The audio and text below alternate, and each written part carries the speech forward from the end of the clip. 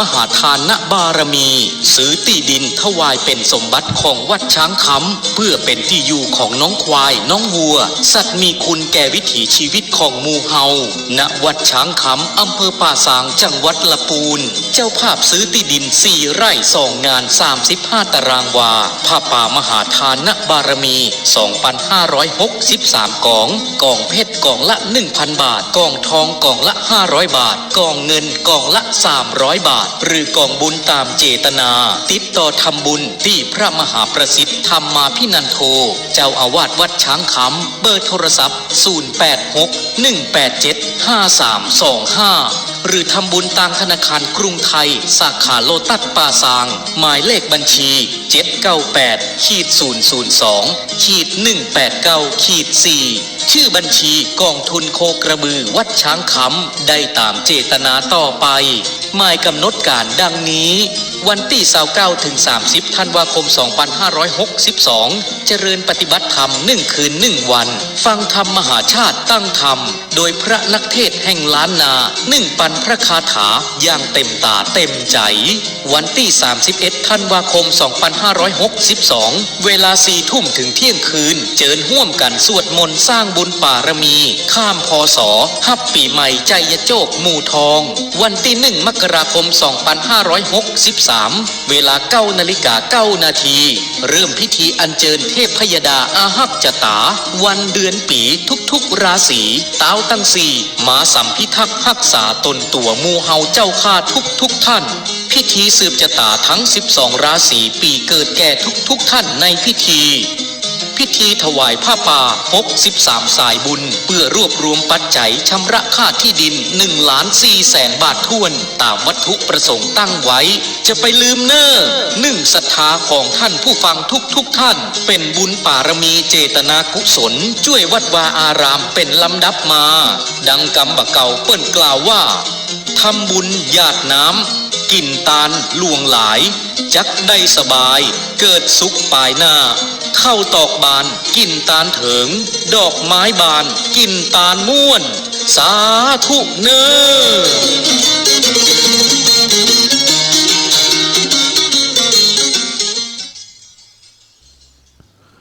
ยกมือ10 นิ้วกายกิ้วเกษาอะหังวันตาติทาไรเจ้าดังพุทธคุณสดใสบ่เศร้าธรรมะแบบเบาดีงามกับสังฆรัตรวมแล้วเป็น3อัญจุรีนามไหวสาเน้อเจ้าไหวสาเน้อเจ้า10 นิ้วกราบแนบใต้ไหวสาภารมีธรรมในครูบาอาจารย์พระมหาเถรานุเถระท่านเจ้าคณะพระสังฆาธิการทุกรูปทุกตนขอความสุขความสวัสดีในธรรมะแห่งองค์สมเด็จพระสัมมาสัมพุทธเจ้าจงมีแก่บรรดาศรัทธาสาธุชนท่านผู้ฟังทั้งหลายที่มีโอกาสเปิดเครื่องรับฟังรายการเสียงธรรมก่อนรับตาตั้งสถานีวิทยุเพื่อการศึกษาพระพุทธศาสนาและวัฒนธรรม FM ความถี่ 104.50 เมกะเฮิรตซ์ส่งสัญญาณจากวัดจังกำตำบลมะกอกอำเภอป่าซางจังหวัดละปูนสู่วัดฝ่ายหินตำบลสุเทพอำเภอเมืองจังหวัดเชียงใหม่เป็นประจำเมื่อค่ำยามคืนวันจันทร์วันอังคารพฤหัสบดีวันเสาร์และก็วันอาทิตย์วันจันทร์วันพฤหัสบดี30 นาทีถึง2 ทุ่มโดยประมาณวันอังคาร30 นาทีถึง22 นาฬิกาตรงวันเสาร์วันอาทิตย์20 นาทีถึง2 ทุ่ม25โดยประมาณรายการนี้นำเสนอโดยอาตมาภาพเก้ากระผมพระมหาประสิทธิ์ธรรมาภินันโทเจ้าอาวาสวัดจังกำประธานเผยแผ่ธรรมเพื่อพระพุทธศาสนาในนามของคณะสงฆ์หน่วยอบรมประชาชนประจำตำบลมะกอกก็จะได้น้อมนำเอารายการธรรมะสาระอัตถธรรมคำสอนในทางพระพุทธศาสนามาอธิบายปฏิกระต่อบุญแทนคุณเข้าน้ำญาติโยมสาธุชนโยมพ่อโยมแม่โยมพี่โยมป้าโยมอาวโยมอาโยมลุงทั้งหลาย ที่มีโอกาสเปิดเครื่องรับฟังจากคืนนี้รายการเสียงธรรมก่อนรับตาเป็นส่วนหนึ่งที่จะได้ประคับประคองฉลองศรัทธา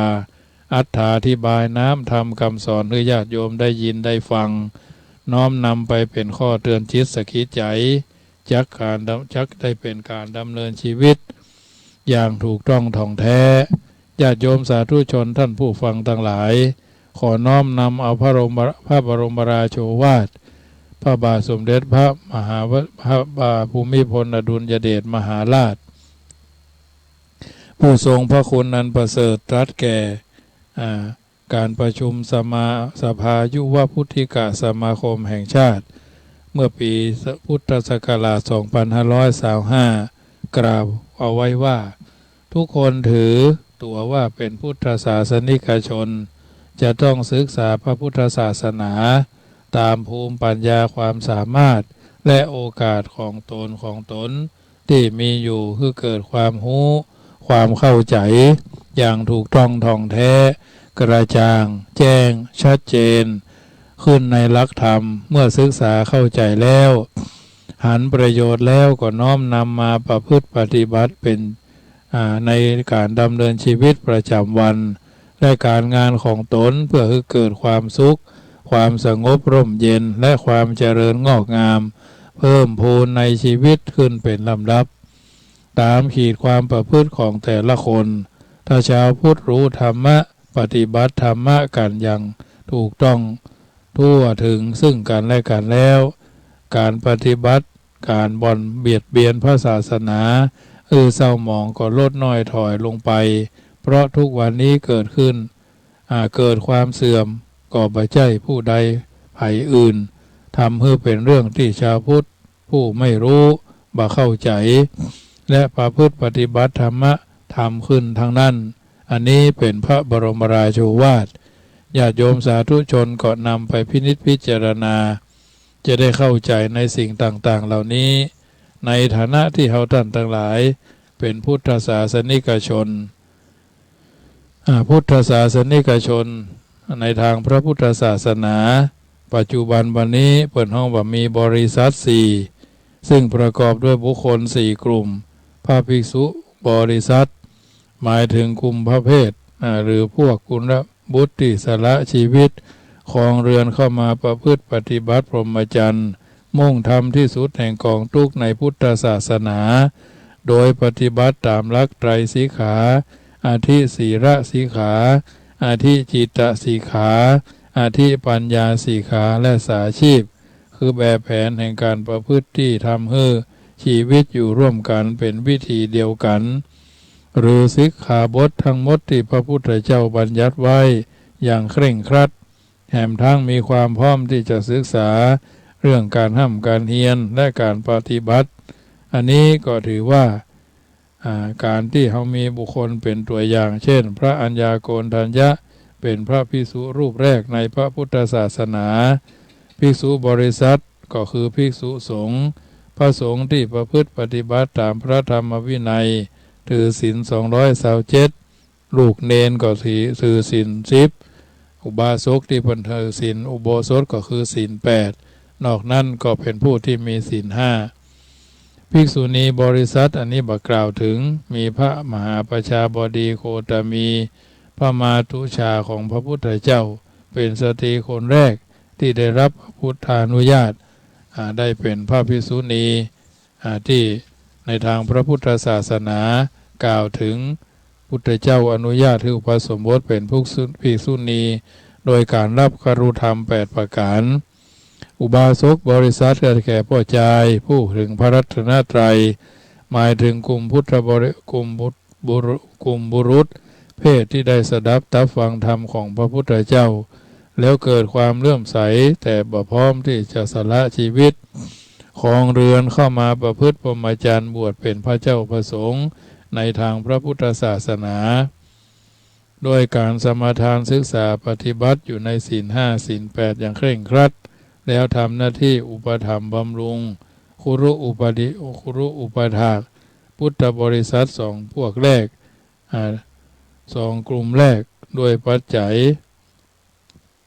4. โดยพ่อค้า2 พี่น้องคือตะปุษะและภริกะผู้นำเสบียงต่างเข้าไปถวายพระพุทธเจ้าคณะประทับเสวยวิมุตติสุขเมื่อครั้งแรกตรัสรู้ในสัปดาห์ที่7เป็นอุบาสกคู่แรกที่ถึงพระพุทธพระธรรมและพระเป็นสรณะเรียกว่าเทวาจิกะอุบาสกและเศรษฐีของเจ้าเมืองพาราณสี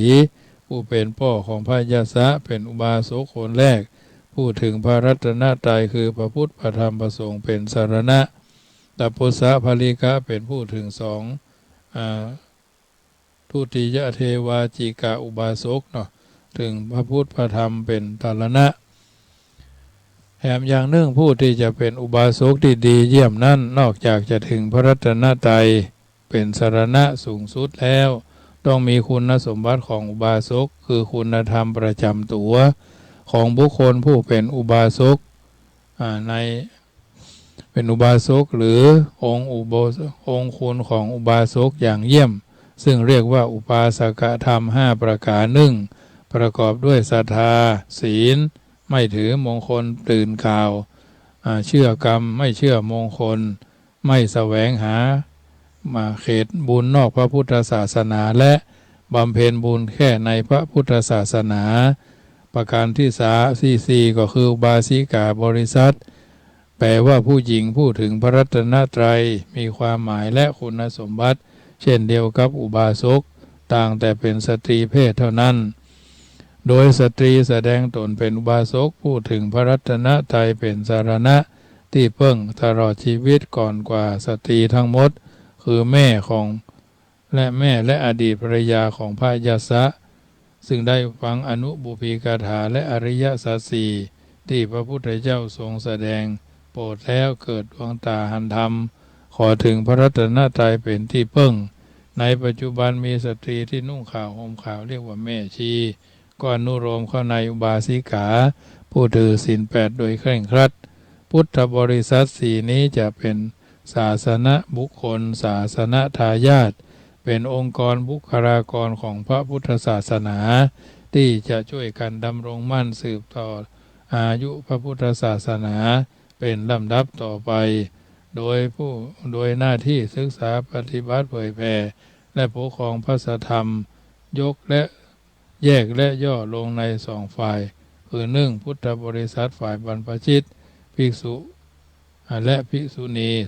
2พุทธบริษัทฝ่ายฆราวาสได้แก่กลุ่มอุบาสกอุบาสิกาเป็นต้นต่อมาภายหลังพระพุทธเจ้าปรินิพพานคำว่าพุทธบริษัทนี้ก็มีคำบัญญัติใช้เรียกแทนกันโดยมีความหมายใกล้เคียงกันหรือใช้แทนกันได้ไวยพจน์ก็คือ1 กรรมคำบัญญัติดังกล่าวนี้ได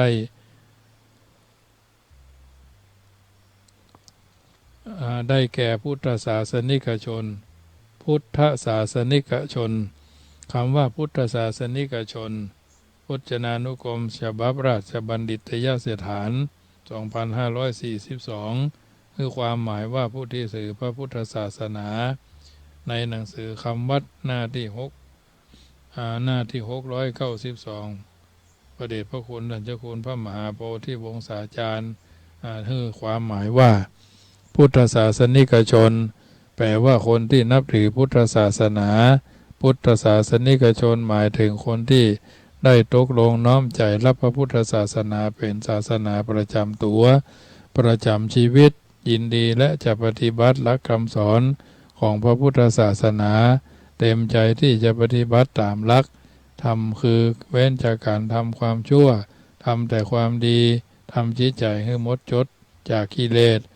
ด้วยการบำเพ็ญบุญในพุทธศาสนา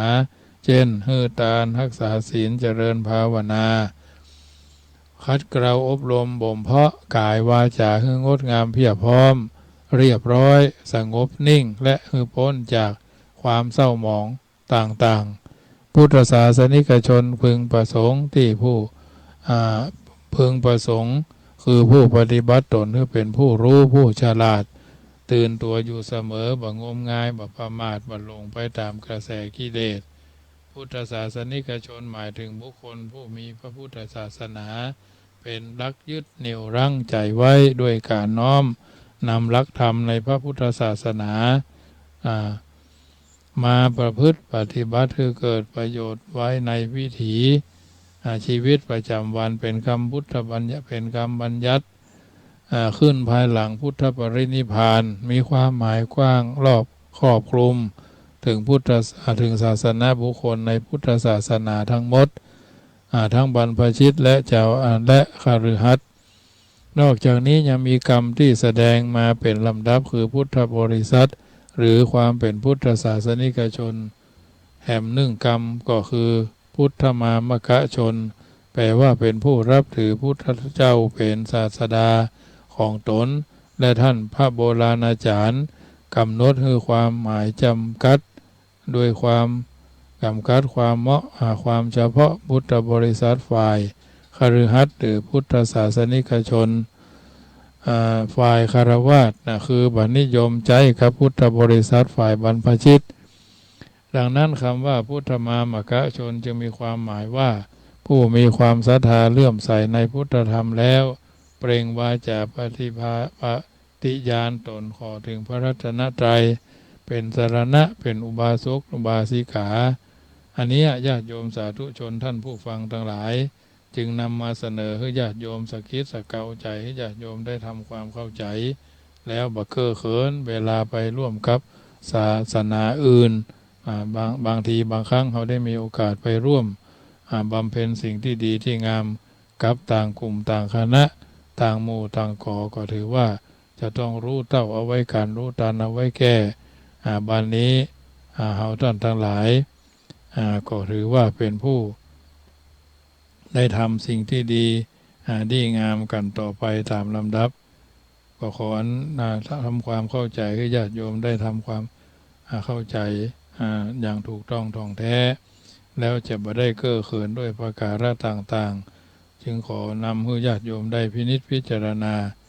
แล้วก็จะได้บ่เก้อเขินโดยกรณีต่างๆเป็นลำดับไปจึงนำ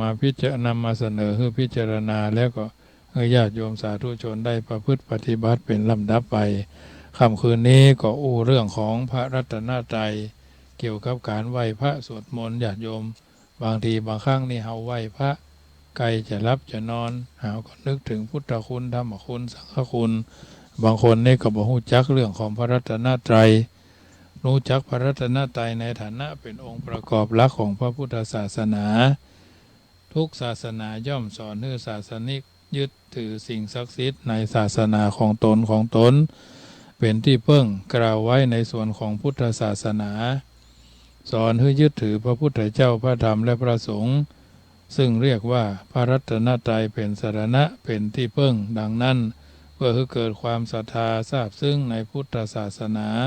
และภูมิใจในความเป็นพุทธศาสนิกชนยิ่งขึ้นจึงสมควรที่จะทำความรู้จากพระรัตนตรัยโดยถูกต้องท่องแท้เสียก่อนคำว่ารัตนะในที่นี้หมายถึงสิ่งที่ประเสริฐสุดสำหรับชนผู้นับถือพุทธศาสนาเพราะเป็นสิ่งที่หาสิ่งอื่นมาเปรียบหรือจะเทียบก็บ่ได้กำหนดเป็นที่มากำหนดเป็นชื่อของพระรัตนตรัยหรือไตรรัตน์อันเป็นสรณะที่ระลึกที่เพิ่งอันประเสริฐเนื้อ3ประการคือพุทธรัตนะธรรมรัตนะสังฆรัตนะสั้นๆก็คือพระพุทธพระธรรมพระสงฆ์นั่นแหละแต่รัตนตรัยมีคำจำกัดความและขยายความเสริมหูดังนี้ว่าพุทธเจ้าคือพระพุทธก็คือพระพุทธเจ้า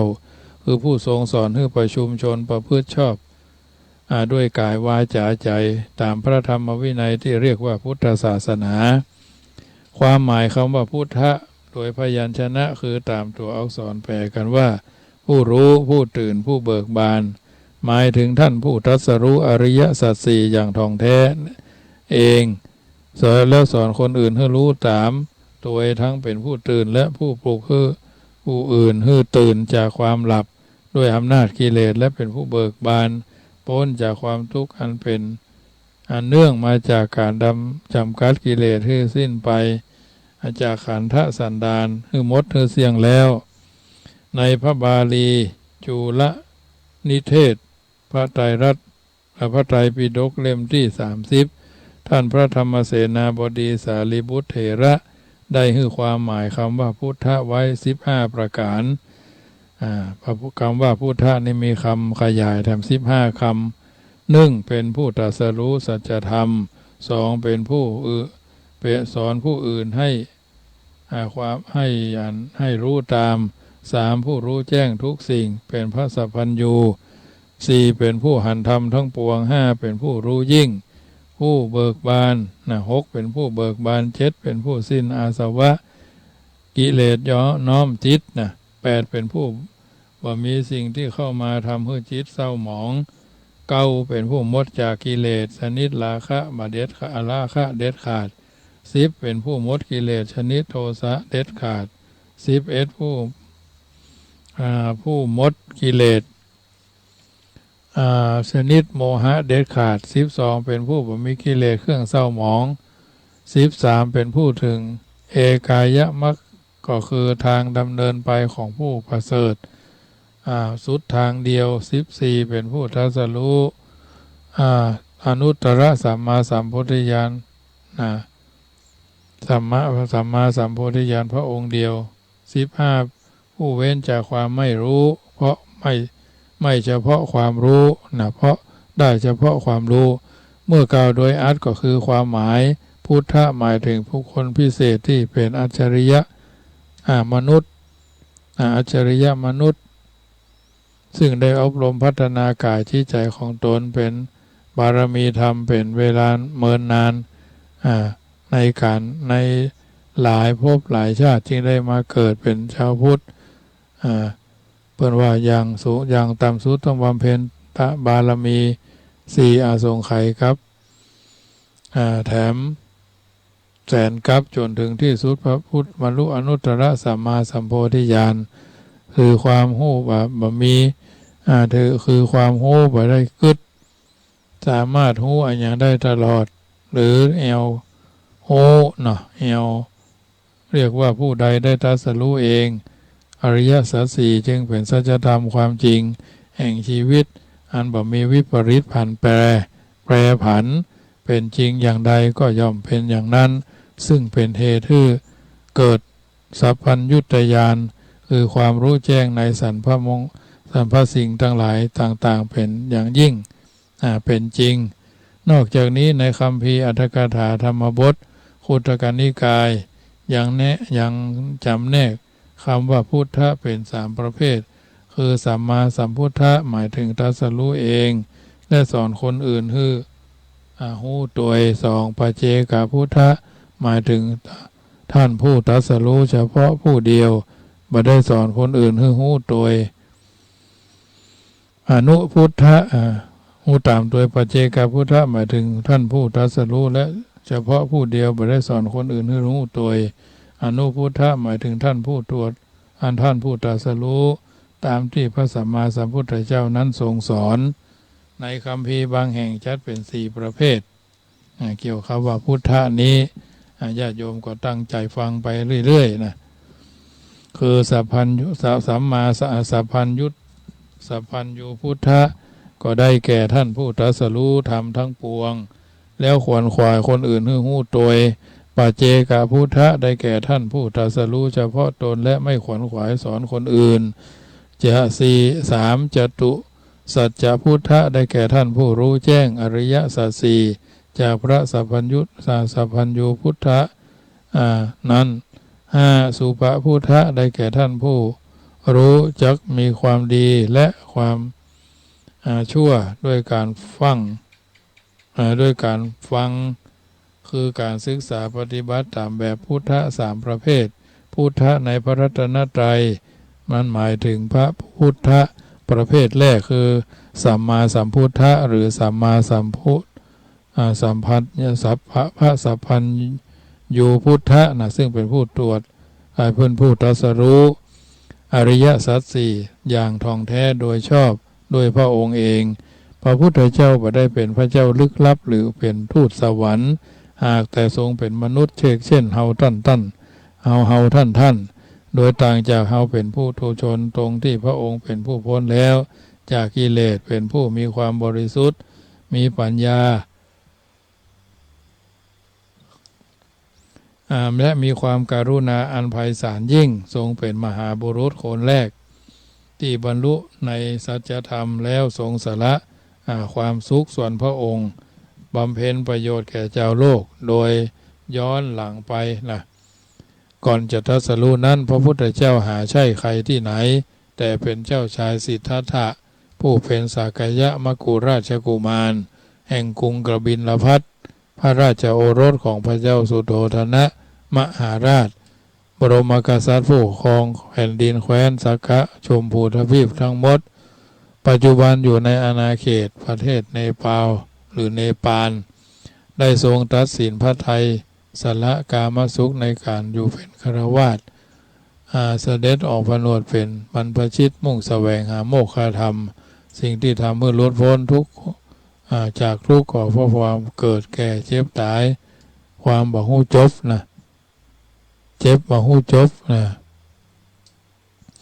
ทรงใช้ชีวิตเป็นนักบวชชัดเสพเนจรอยู่ระยะหนึ่งแล้วเสด็จเข้าไปศึกษาปฏิบัติคำสอนแต่ละสำนักแรกก็คือผู้ที่ได้พระองค์มีความปรารถนาดีก็คืออาลาลดาบทกาลามโคตและอุทกดาบทอุทกดาบทรามบุตรสองคณาจารย์ที่มีชื่อเสียงในแคว้นมคธสมัยนั้นจนหมดภูมิธรรมของท่านอาจารย์โดยได้บรรลุสมาธิชื่อเสียงอยู่ในแคว้นมคธสมัยนั้นจนเกิดภูมิธรรมของบาอาจารย์และบรรลุสมาธิจิตชั้นสูงสุดอรูปฌานสมาบัติชั้นที่8เป็นโลกุตระเป็นโลกิยธรรมทรงพิจารณาโดยพระปัญญาว่าใช่บัจใจทางรุดพ้นทุกแน่นอนจึงตัดสินพระทัยอำลาจากอาจารย์ทั้งสองไปทดลองปฏิบัติลำพังแม้ว่าจะได้รับการชักชวนจากอาจารย์ทั้งสองคืออยู่ฝึกศิษย์ด้วยกันแต่เพราะมีความพยายามแสวงหาโมฆะธรรมอย่างแท้จริงจึงปฏิเสธคำเหล่านั้นบ่ได้ก็ต้องยอมรับนะในการที่จะทำให้สิ่งต่างๆเหล่านี้ราบรื่นไปด้วยดีพระพุทธเจ้ามีคุณมากโขจะอธิบายให้จบในคืนนี้ก็คงจะเป็นเวลาเมินจึงนำมาเสนอญาติโยมสาธุชนได้ยินได้ฟังน้อมนำไปเป็นข้อเตือนจิตสะกิดใจในการดำเนินชีวิตของเขาให้ถูกต้องท่องแท้ด้วยประการต่างๆรายการเสียงธรรมก่อนรับตาประจำวันพฤหัสบดี20:20 นาทีถึง2 ทุ่มก็จะหมดเวลาลงแล้วที่สำคัญได้ประชาสัมพันธ์อัศพรที่ญาติโยมได้ฟังไปแล้วว่าวันที่3 พฤศจิกายนทอดกฐินสามัคคีของวัดจังกัมเวลา8 โมงโดยประมาณวันที่29-30 ธันวาก็ตั้งธรรมมหาจัดธรรมหลวงนะจำนวน32 การด้วยกันถึงมาลัยเก้ามาลัยไปทำประจำราศีปีเกิดชวดหนูจะรู้ว่าการเสือทอดกระต่ายเป็นต้นแล้วก็ถือว่าเป็นสิ่งที่เราทำได้วันที่3 พฤศจิกายนก็ทอดกฐินแล้วก็วันที่29-30 ธันวานี่ก็ปฏิบัติธรรมต้องการคนประมาณ63 คนหรือ69 คนเนาะมาฟังเทศน์ฟังธรรมตูจกกล่องมัททีพ่องมหาราชพ่องนกรพ่องเนี่ยเราจะได้เริ่มกันวันที่28เมื่อบ่ายเทศน์ธรรมตั้งแต่12 ราศีทัดมันไปเรื่องไปเนาะแล้วก็จะได้ให้เกิดเป็นมงคลแก่การดำเนินชีวิตวันที่วันที่29วันที่30 ธันวาก็ฟังธรรมมหาจัดทั้งวันอันนี้ก็เป็นงานที่ทำมาเป็นปีที่14ณมณฑลพิธีพระลำพามตองวัดจังกัมเจ้าภาพการเทศน์ก็มีตั้งแต่กล่องเพชรกล่องละ 2,500 กล่องทองกล่องละ 1,000 กล่องเงินกล่องละ300-400นอกนั้นตามเจตนามาวัดจังกัม1 ครั้งก็ได้ของที่เป็นมงคลไปและวันที่31สวดมนต์ข้ามปีสร้างบารมีข้ามพศ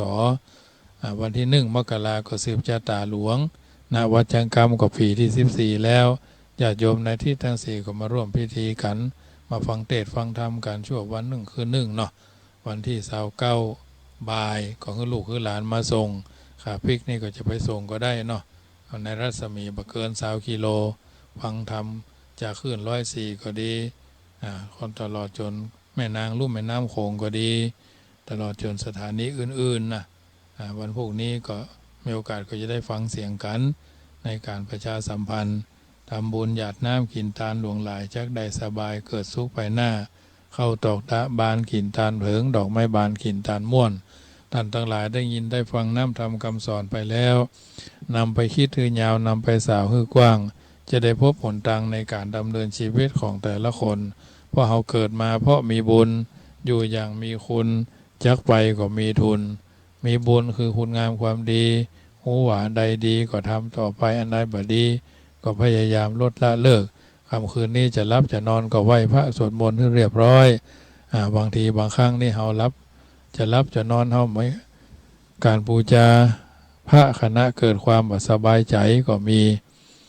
ถ้าเมื่อใดเราเกิดความสบายใจเกิดความอาคัดกุ้มรุ่มร้อนความทุกข์ก็เป็นต้นเจ้าพูดทั้งหลายนั่งอยู่ในเป็นผู้มั่นอยู่ในพระรัตนตรัยบ่ไหววันเซิงก็ไหวพระสวดมนต์นะโม3 จบอิมินาสการเรนะพุทธังธัมมังอภิปูชยามิก็ว่าไปกราบครั้งที่1ก็พุทโธเมนาโถพระพุทธเจ้าเป็นที่พึ่งของเฮาธัมโมเมนาโถพระธรรมเป็นที่เจ้าพึ่งของเฮาสังโฆเมนาโถพระสังฆเจ้าเป็นที่พึ่งของเฮาเสร็จแล้วนั่งพับเพียบพนมมือนั่งคัดสมาธิมือทั้งสองวางหงายไว้บนหน้าตักหรือมือขวาทับมือซ้ายหันหน้ามาทางพระประธานแล้วก็ทำไปวางมือขวาหงายอยู่บนรับตานึกถึงสิ่งสำคัญที่จะตัดสินใจแน่นำมาพิจารณาอย่างรอบคอบทั้งทางได้และทางเสียทุกประการจะเกิดความรู้ความเป็นจริงเพราะมีบาลีรับรองว่าสมาหิโตยะถาภูตังปัจจานาตินะอันนี้ถือว่าเอาไว้พระสวดมนต์ก่อนรับก่อนนอนนึกถึงบุญกุศลที่เอาท่านทั้งหลายได้กระทำบำเพ็ญกันเป็นอย่างเป็นจะเป็นนะเป็นลำดับมาถือว่าเป็นมงคลในการดำเนินชีวิตของท่านทั้งหลายมาเป็นลำดับอยู่แล้วก่อนนำรายการจากท่านไปก็คือไหว้พระนุธรรมเมื่อเรียบร้อยแล้วก็นึกถึงบุญกุศลที่เขาได้ทำมาตั้งแต่เจ้าอยากดีให้แก้ไขอยากบรรลัยให้แก้ตัวอยากชั่วให้ทุศีลอยากร่ำรวยมีขีดให้ทำบุญให้ทานอยากมีมิตรมีบริวารให้มีน้ำใจอยากสุขกายสบายใจให้ปฏิบัติธรรมอยากสุขเลิศล่ำให้ฟังให้ทำแต่ความดีอยากมีคู่ชีวีที่ถูกใจทำบุญให้อธิษฐานจิตอยากพิชิตทุกอย่างให้ปฏิบัติตามมรรคมีองค์8เป็นต้นเพราะฉะนั้นในค่ำคืนนี้ไหว้พระนพธรรมเมื่อเรียบร้อยก่อนจะเข้าสู่นิทรานึกถึงสิ่งดีที่เราได้ทำกันมาตั้งแต่เจ้ามืดว่าอะไรเราดีก็ทำพิจารณาให้เข้าใจนะภูมิใจในสิ่งที่เราทำถ้าเราบันนึกถึงสิ่งที่ดีที่งามเราก็เกิดความว้าเหวเกิดความเหงาเนาะถ้าเรานึกถึงสิ่งที่ดีที่งามก็จะเป็นมงคลในการดำเนินชีวิตของเราท่านทั้งหลายเป็นลำดับไปสรุปแล้วธรรมะในค่ำคืนนี้คือมีความดี3คิดดีพูดดีทำดีคือมีความงาม4รู้จักให้ใช้คำหวานช่วยเหลืองานวางตนให้เหมาะสมกับหน้าที่แล้วก็คือมีความคง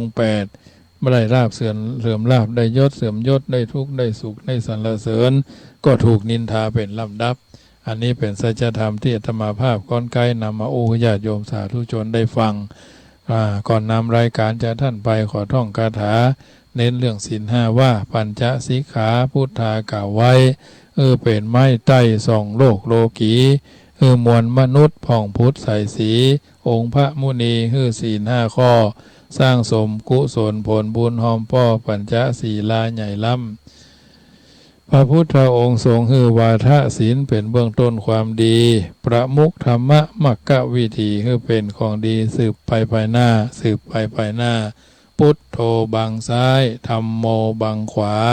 สังโฆบังกายาอรหังบังเกสา อะระหังพุทโธนะโมพุทธายะท้ายที่สุดนี้อาตมาภาพพระมหาประสิทธมาพินันโธได้ดำเนินรายการเสียงธรรมก่อนรับตามาพอสมควรแก่เวลาพบปะกันใหม่วันต่อไปขอเจริญพรอนุโมทนา